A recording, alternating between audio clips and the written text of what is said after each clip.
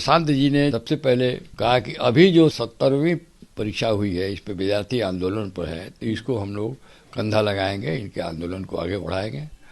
और इनको साथ दिया, उन्होंने साथ बहुत हद तक दिया, अनशन पर बैठ गए और उन्होंने कहा कि तुमको हम न्याय दिला कर रहेंगे, जी तोड़ प्रयास करेंगे। और जब एग्जीक्यूटिव फेल कर गया, कार्यपालिका से कोई न्याय की उम्मीद समाप्त हो गई, तो उन्होंने कहा और विचार रखा कि यदि विद्यार्थी चाहें तो हम लोग न्यायपालिका में उनको ले जाने में भी मदद कर सकते हैं। तो प्रशांत किशोर जी के इच्छा से और उनकी निर्देश से या उनकी जो मंशा है विद्यार्थियों को मदद करने का, इस विचार से मैं और हमारा पूरा ये लीगल टीम मिलके, और इसमें विद्यार्थी लोग आए। सबसे पहले विद्यार्थी हैं पप्पू कुमार जी, जो अभी ये बैठे हुए हैं बगल में, ये पिटिशन नंबर 1 है, और भी पिटिशनर्स हैं। ये इन लोगों ने केस कहा और पॉइंट लाया और अपनी बात रखी और बताई, तो हम लोग को लगा कि नहीं, केस में दम है। अब 2-3 मुद्दे जो बड़े स्टार्टलिंग है, जिस पर क्यों नहीं सरकार विचार कर रही है, और हमको लगता है कि इतना बड़ा घोटाला हुआ है, इतना बड़ा इन्फॉर्मेटी, इलीगलिटी, अनफेयर मीन्स हुआ है, शायद चीफ मिनिस्टर को भी नहीं मालूम है। कौन कौन सी घोटाले की बात कर रहे हैं? जैसे पहला कि 2 दिन पहले 5000 विद्यार्थियों का सेंटर बदल दिया गया। 2 दिन पहले 5000 एग्जामिनी का सेंटर बदल दिया गया। 13 को एग्जामिनेशन है, कुछ लोगों का 10 को, कुछ लोगों का 12 को सेंटर बदल दिया गया। इसका क्या मंशा है? क्या कोई फेवरेबल सेंटर पर फेवरेबल विद्यार्थी को ले जाना था, या आप एंटिसिपेट ही नहीं कर पाए कैसे अरेंजमेंट कर सकते हैं? तो या तो आपका अरेंजमेंट का फेलियर था, या कोई हैंडल था इसको, तो ये जांच का विषय बनता है। दूसरा, ये ट्विटर पर, जिसको एक्स कहते हैं, 13 तारीख को 1 बजे पूरे बिहार में क्वेश्चन लीक हो गया। पूरे बिहार में 912 सेंटर पर 11 बजे ट्विटर पर लीक हो गया। इतना ही नहीं, जो इकोनॉमिक ऑफेंस का जो थाना है AU, उसको भी 1 बजे इसकी सूचना मिल गई। लेकिन आयोग ने इस बात को नकार दिया है। उन्होंने कहा है कि पेपर लीक नहीं हुआ है किसी तरह। आयोग जांच क्यों नहीं कराती है? प्रश्न यही है कि हम लोग क्या कह रहे हैं, ये जांच का विषय है। हम कह रहे हैं बहुत सीरियस बात है इसकी जांच, तो आयोग पर क्यों जाते हैं? सरकार को जांच करानी चाहिए। आयोग तो खुद कल्प्रिट है, इन्वॉल्व है, ये आयोग का फेल्यूर है। आपने कहा आयोग इन्वॉल्व है, पेपर लीक में बोल रहे हैं?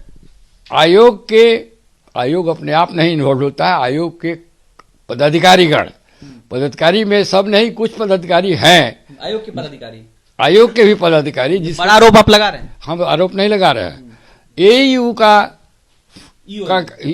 का कुछ रिपोर्ट आया है अखबार में, उसी को पढ़ के, मेरा कोई पर्सनल इंफॉर्मेशन नहीं है, पेपर में लिख रहा है कि UEO भी कुछ पदाधिकारियों का इन्वॉल्वमेंट पाया है, प्राइवेसी।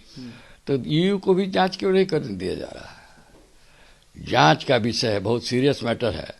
अपना ही SOP इन लोगों ने फॉलो नहीं किया है। 18 सेंटर्स पर तो डायरेक्ट एविडेंस है हम लोग पास, जो हम लोग लिखा है कि जहाँ गड़बड़ी हुई है, जैसे Jamui high school, BS college Danapur, Islamia high school, AN college, ज्ञान स्कूल, ऐसे इन सब कॉलेज में क्या गड़बड़ी पाई गई है? गड़बड़ी पाई गई है कि कहीं बायोमेट्रिक्स ही नहीं लिया गया, कहीं इन्विजिलेटर ही नहीं गया, कहीं 10 मिनट 15 मिनट लेट से एग्जाम शुरू हुआ।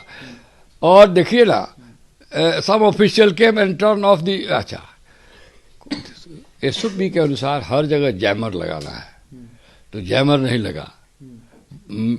मैक्सिमम या मोर देन 50% जो एग्जामिनेशन सेंटर है 912 में जैमर नहीं लगा। क्यों नहीं लगा भाई?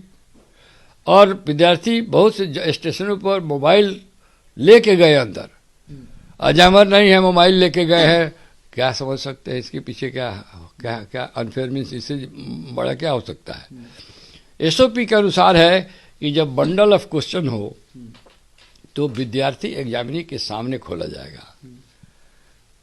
कोई बिरले ही स्टेशन ऐसा है एग्जामिनेशन सेंटर जहां bundle of questions were open in the presence of the examinee.